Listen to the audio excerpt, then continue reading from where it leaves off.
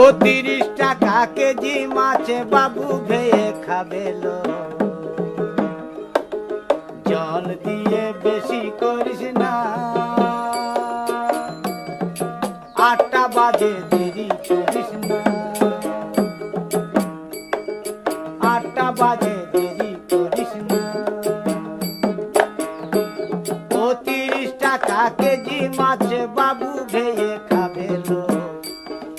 জল দিয়ে বেশি করিস না, 8টা বাজে দেরি করিস না।